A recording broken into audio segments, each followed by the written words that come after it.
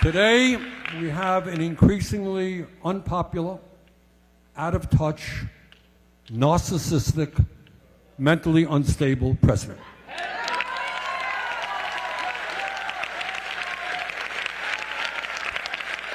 Can you believe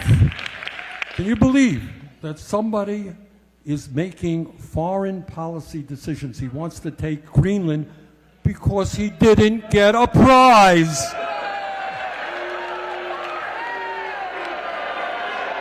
I mean, this is like a spoiled 3-year-old. All right, that is not how you make foreign policy. And by the way, America must not become the major imperialist force on earth.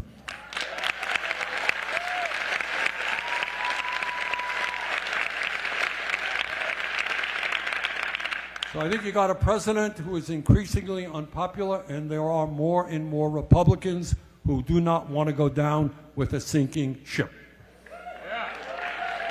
So our job now is to organize and to win this 2026 election, and that when we stand together, not only can we defeat Trumpism, that's enormously important, but we have got to do more than that.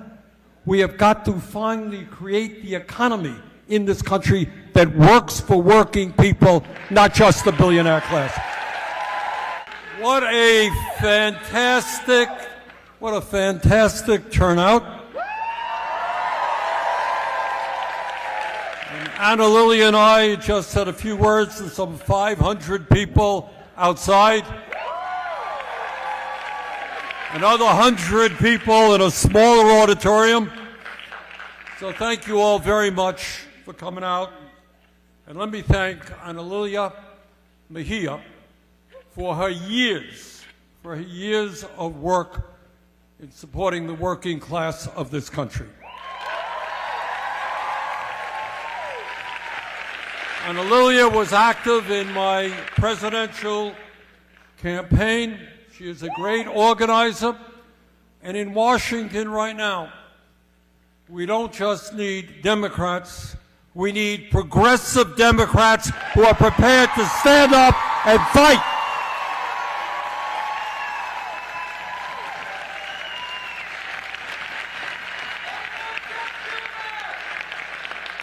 A few minutes ago, Ana Lilia said something which struck me because it is a very deep truth. We understand that we live in a nation today where never before have so few had so much, while so many people are struggling, while 60% of our people are living paycheck to paycheck. And I'm going to get into that stuff in a minute. But the more important point is not just that the big money and the billionaires own the economy, they do. It's not just that they buy and sell politicians in a corrupt political system, they do. It's not just that we have more concentration of ownership today, a handful of huge corporations controlling the economy, it's true. It's not just that they own the media, they do.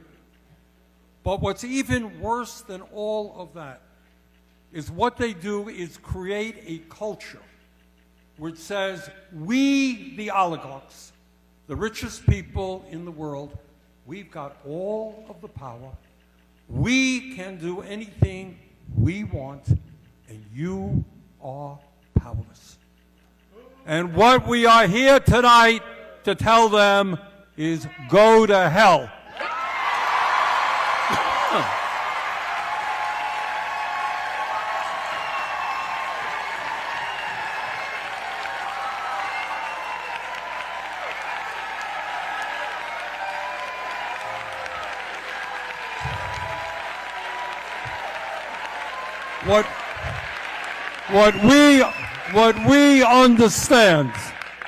What we understand is that their game plan is not complicated. Demagogues have used it throughout history.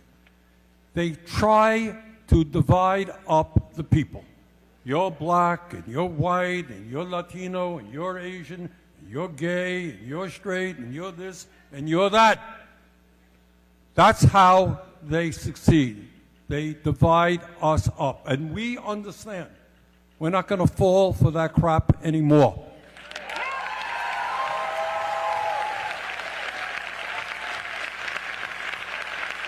And that when we stand together,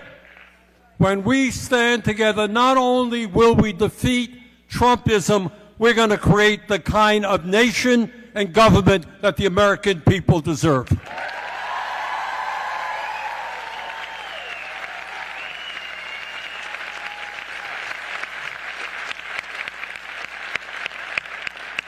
I have had the honor of traveling all across this country. I've been to every state in America, and in the last year, I have been, including New Jersey tonight, to 24 states on this fighting oligarchy tour.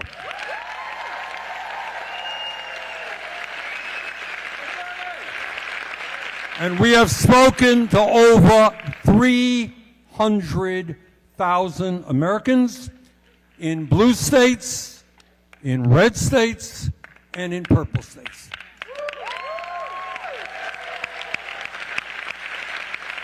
And what I can tell you without any hesitation is the American people will not accept oligarchy,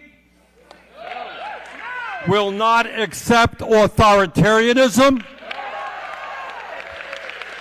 will not accept masked ICE agents terrorizing communities.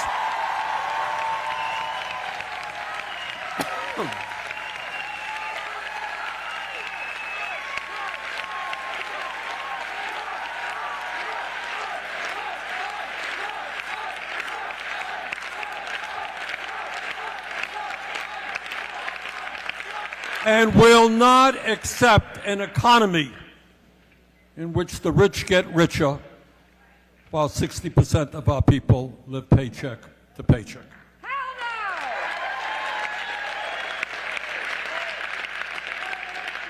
So let me just say a few words that you don't hear much on TV, and you're not going to hear from my colleagues in the U.S. Congress.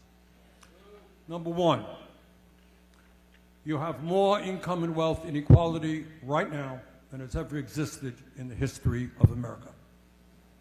If you can believe it, the top 1% in American society now owns more wealth than the bottom 93%. Got that?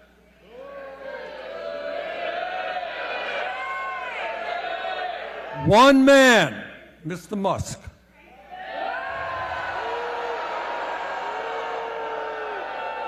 owns more wealth. This is really quite unbelievable. You don't hear it much talked about.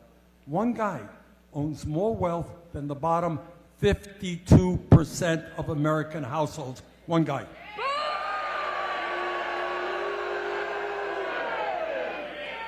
In America today, the CEOs of these large corporations make 350 times what their workers are earning.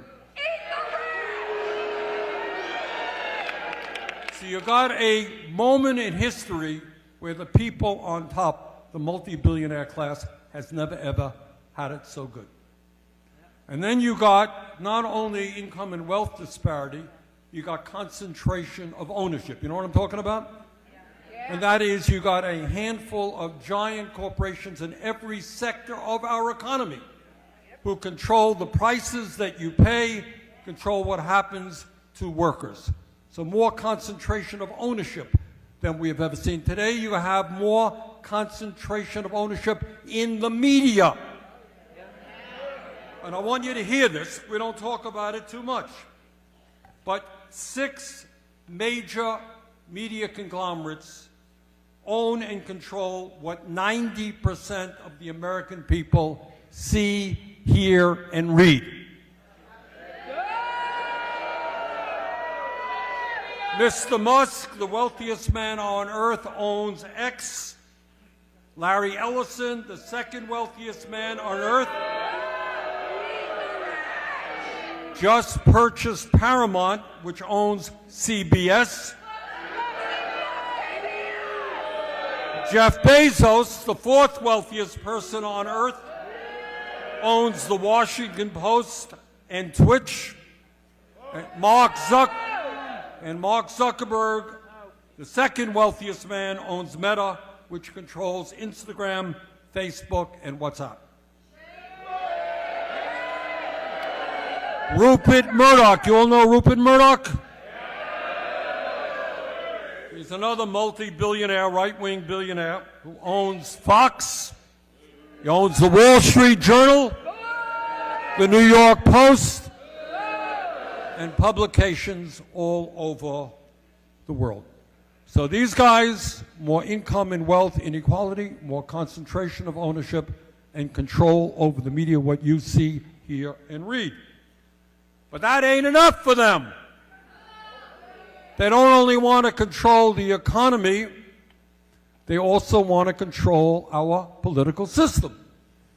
So as a result of this disastrous Citizens United Supreme Court decision, you have billionaires, frankly, in both parties, spending hundreds and hundreds of millions and billions of dollars to elect their candidates. Elon Musk himself spent $270 million to elect Trump. And now he is prepared to buy this midterm election. Just today it was announced he took out his checkbook, and for him it was a cup of coffee for you, brought out a $10 million check to elect a senator from Kentucky.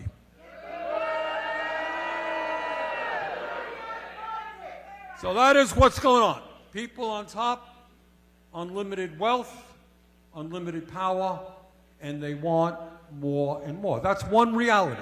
And then there is another reality that we don't talk about very much, and I know it's something that Anna Lilia understands because she grew up in a working class family. I understand. I grew up in a working class family, and I suspect most of you understand. And that is today, 60% of our people are living paycheck to paycheck. You all know what that means?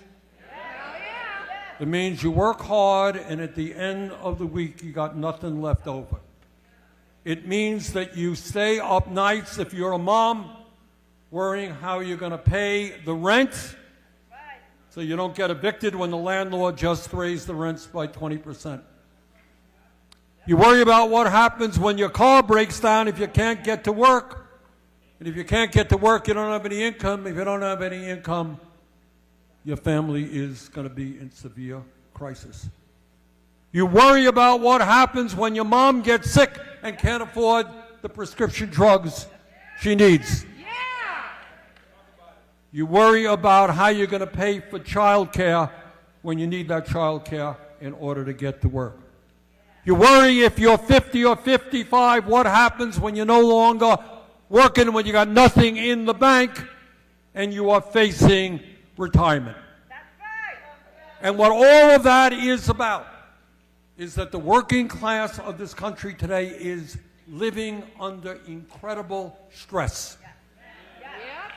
And you know what stress does to you?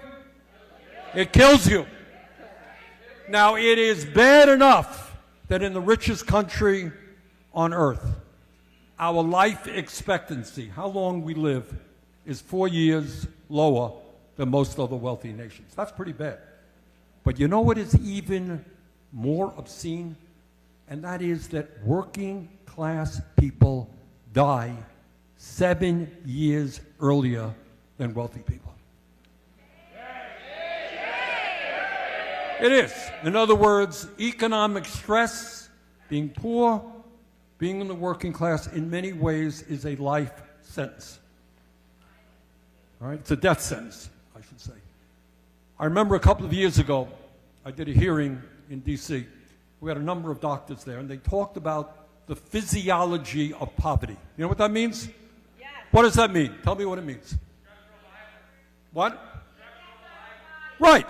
What effect? What impact does stress have on your body? Right. Impacts your heart, it impacts your mental health, your heart, and that is why when people are living in stressful situations, when they're struggling every day, they wake up, how am I going to get through this week? What happens if the landlord raises the rent, the car breaks down? All of that stress eats you up. And you get hurt, your body gives up, your mind gives up, etc. So that's what you got. You got 60% of our people struggling every day to put food on the table and to take care of their families.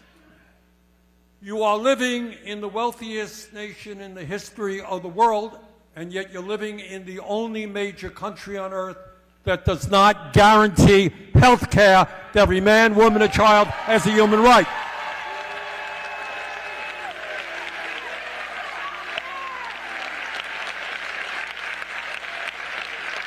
Everybody.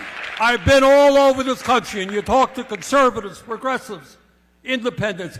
Everybody knows that despite spending twice as much per person on health care as the people of any other nation, you know what we spend per person on health care? Anyone know? $15,000 per person. You combine everything, Medicare, Medicaid, what your employer pays, what you pay out of pocket, VA, add it all together, $15,000 per person. You would think that we'd have the best healthcare system in the world, right? Well, we don't. No, we do not. We got 85 million people uninsured or underinsured. We got 60,000 people a year dying unnecessarily because they can't get to a doctor on time. We don't have enough doctors. We don't have enough nurses. We don't have enough dentists. We don't have enough mental health practitioners.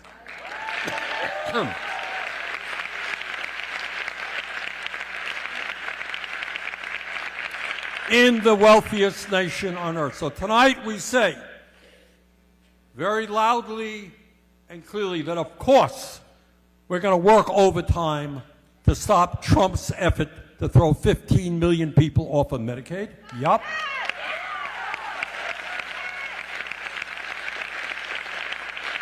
Yes, we're going to end this obscenity in which people in the Affordable Care Act are seeing a doubling or in some cases a tripling of their health care premiums. We're going to work to stop that.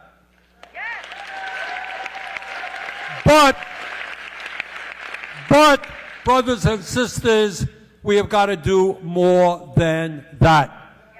We have got to pass a Medicare for all single-payer program.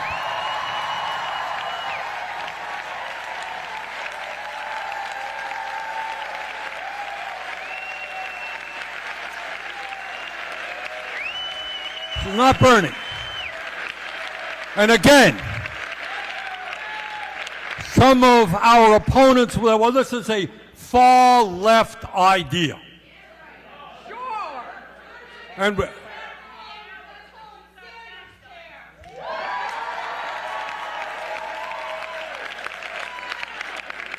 I live 50 miles away from the Canadian border, and for decades they've had a system where if you end up in the hospital there for a month, you get a heart transplant, some serious medical procedure, you know what the bill is when you come out? Zero. You got it. And they end up spending about half as much per capita on health care as we do. Now, why is that? Because they and every other country on earth, all with different systems, understand that the function of a rational health care system is not to make the insurance companies and the drug companies incredibly rich. It's to guarantee health care to all people.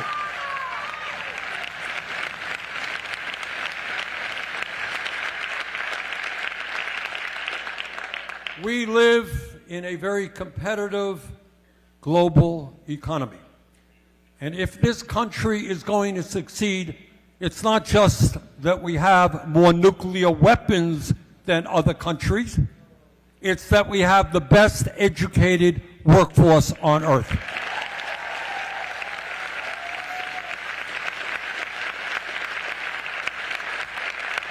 There was once a time when the United States led the world in the percentage of our people who had college degrees. Once a time when we had the strongest public school system in the world. Once a time when we had strong childcare, and believe it or not, once a time where young people went to outstanding colleges that were tuition free. Do you all know that?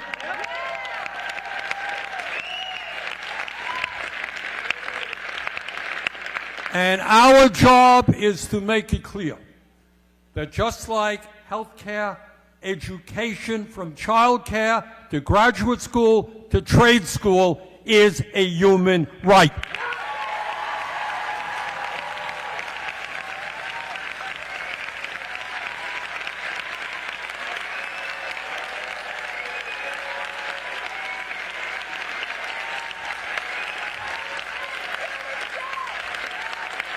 I want our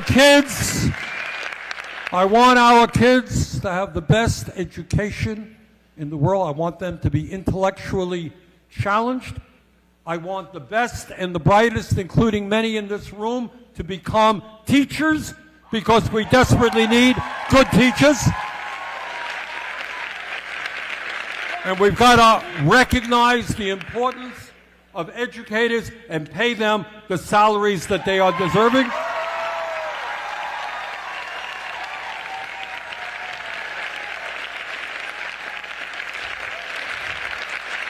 In New York City right now, my friend, the new mayor, Zoran Mamdani,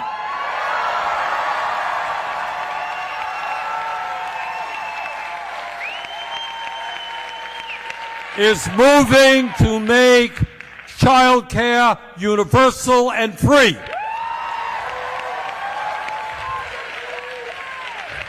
And that is what we should do in New Jersey, Vermont, and in every other state in this country.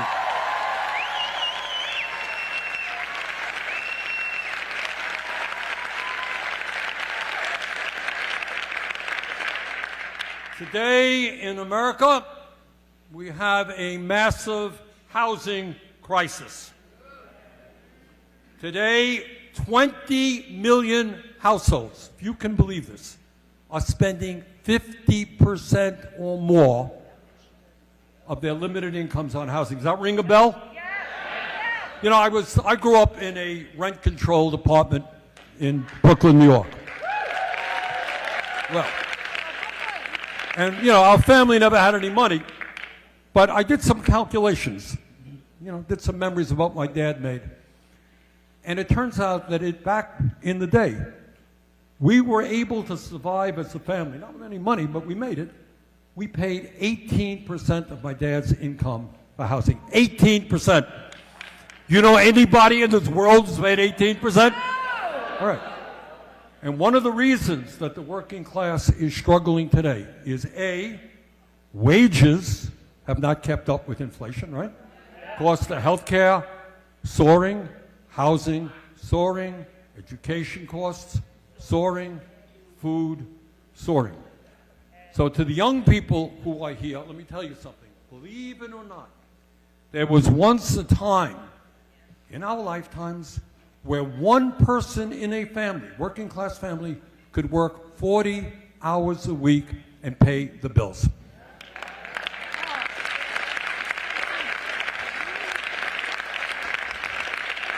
And I say all of those things to say that over the years, as you all know, and experience every day, we have seen over the last many decades an explosion in technology, right?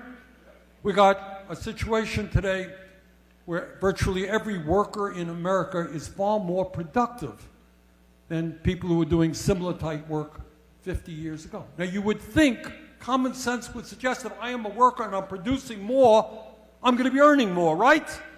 Wrong. Over the last 50 years, we have seen two realities. Number one, real inflation accounted for wages for the average American worker have actually gone down. And during that 50-year period, there has been a massive $80 trillion transfer of wealth from the bottom 90% to the top 1%.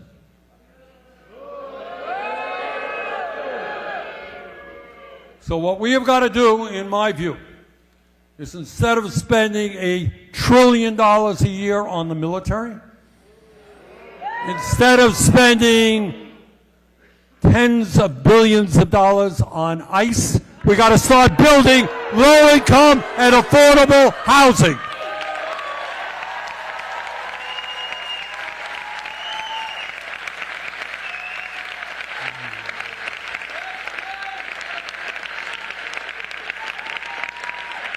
All right, let me tell you, the political struggle that's going on right now, as I see it, is twofold. Number one, it goes without saying, we've got to do everything that we can to defeat Trumpism.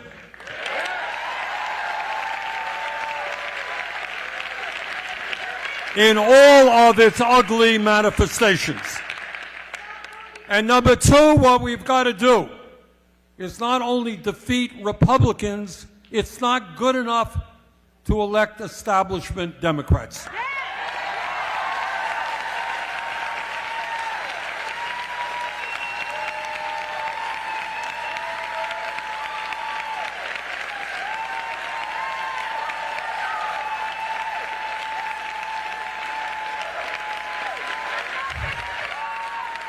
Trump, in my view, Trump gets the support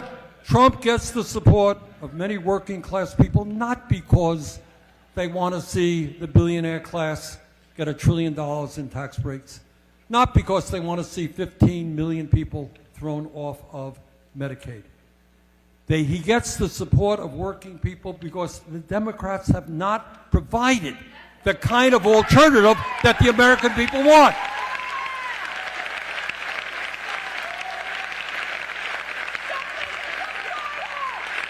The American people today want a party that has the guts to stand up to the oligarchs and fight for the working class.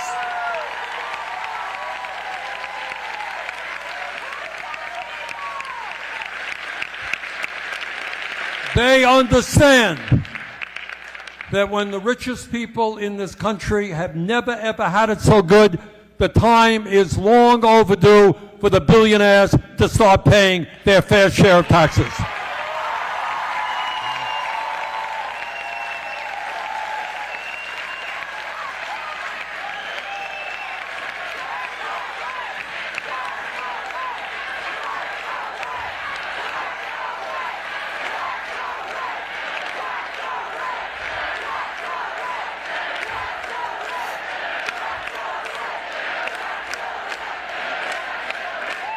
You know, some of you may have read that in California, some of our union friends are fighting for a billionaire tax in California. And the billionaires in California, at least some of them, not all of them, these guys who have so much money they couldn't spend it in 100 lifetimes, some of them are saying, how dare you ask me to pay my fair share of taxes? We're going to leave California. So I got some bad news for those guys. Because we're going to introduce a national tax on wealth.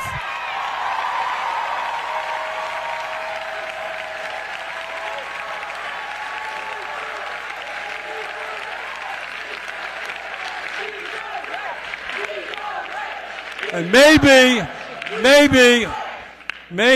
some of them will want to leave the United States and go to their friends in Saudi Arabia. That's fine. But the time is long overdue to end a tax system where working people, nurses, truck drivers, pay a higher effective tax rate than many billionaires. That is insane.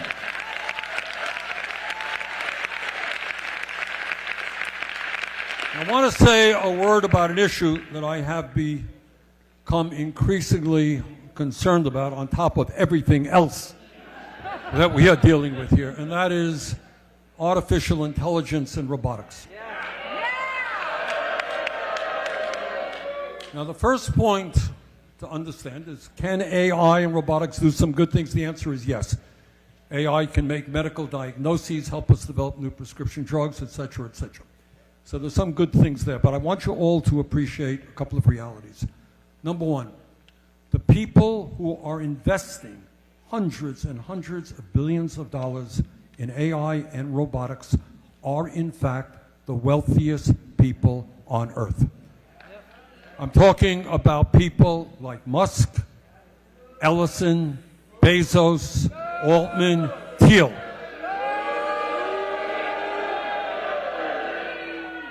So I have my doubts that they have the best interest of the working class in mind. So first point, these guys with incredible wealth and power are transforming every day our society. And what does it mean for working people? Well, let me tell you, not my view. This is what Elon Musk, hundreds of billions of dollars, head of Tesla, his plan is to build millions of robots. Okay? And what Musk says, and I quote, AI and robots will replace all jobs, end quote. Sam Altman, another major investor, quote, entire classes of jobs will go away. Jensen Huang, another major investor, quote, you are going to lose your job to somebody who uses AI, end quote. Now, nobody knows what's going to happen. But the best economists out there tell us is that many, many millions of jobs are going to be lost. That's issue number one. Are we prepared for that in any way, shape, or form? No. No. Now, one of the things, what our fight has got to be, is to say, okay, if AI and robotics are positive, that's great. But they must work for working people, not just for the billionaire class.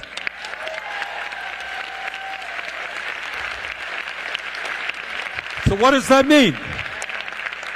It means that a couple of years ago when the UAW, United Automobile Workers, were negotiating a contract, they said, we want a 32-hour work week. Got it? So if you are looking at huge increases in worker productivity, what we should be demanding is a much shorter work week with no loss of pay.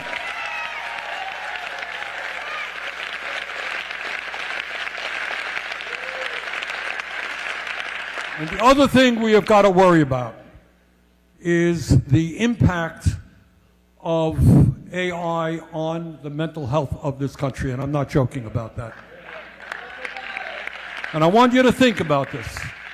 You got young people right now who are spending a whole lot of their time getting their emotional support from characters on AI who are not human beings.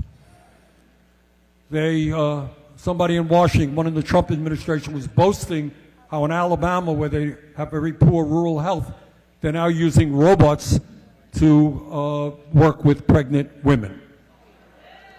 Maybe I'm old-fashioned, but I kind of think that at the end of the day, I'd rather have a human being at my side rather than a robot.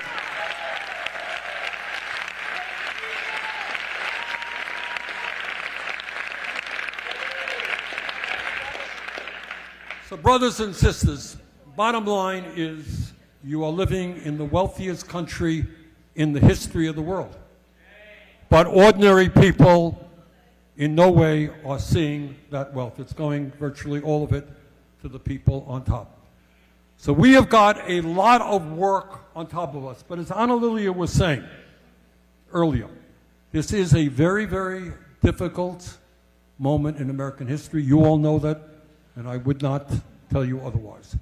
But I want you to think back. Think back to the days in the 1770s when very brave people took on the largest military, the most powerful guy in the world, the King of England, and they defeated him.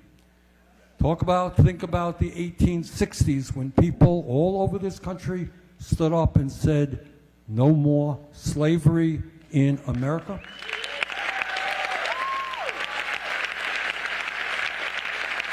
And hundreds of thousands died to end that abomination. And think about Dr. Martin Luther King Jr., who we honor today.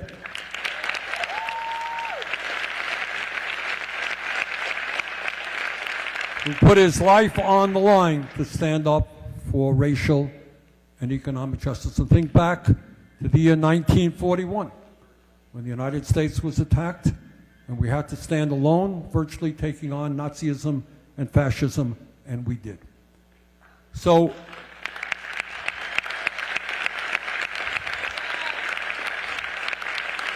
today, we have an increasingly unpopular, out of touch, narcissistic, mentally unstable president.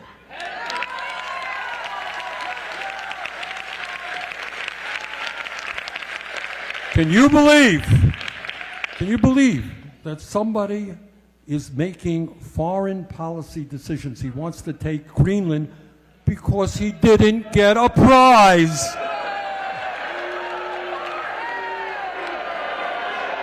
I mean, this is like a spoiled 3-year-old. All right? That is not how you make foreign policy. And by the way, America must not become the major imperialist force on earth.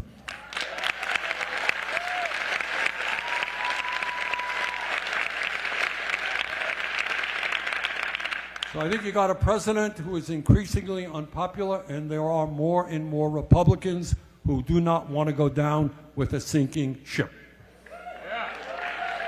So our job now is to organize and to win this 2026 election.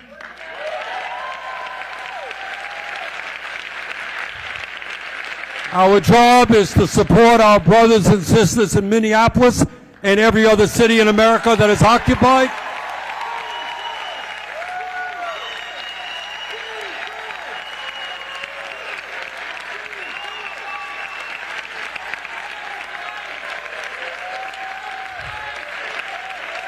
Our job is to make it loud and clear that we believe in democracy, not authoritarianism.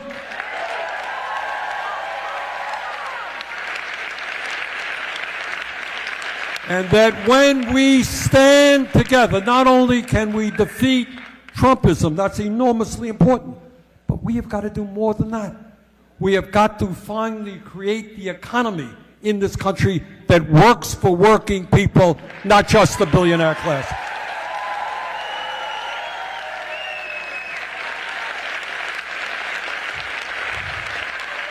So brothers and sisters, we can do it.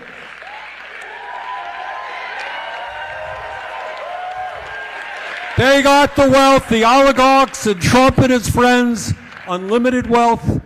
They got a huge amount of power. They control the media. They control the economy. But you know what we got? We got the people. And at the end of the day, when people stand together, nothing is going to stop us. Thank you very much.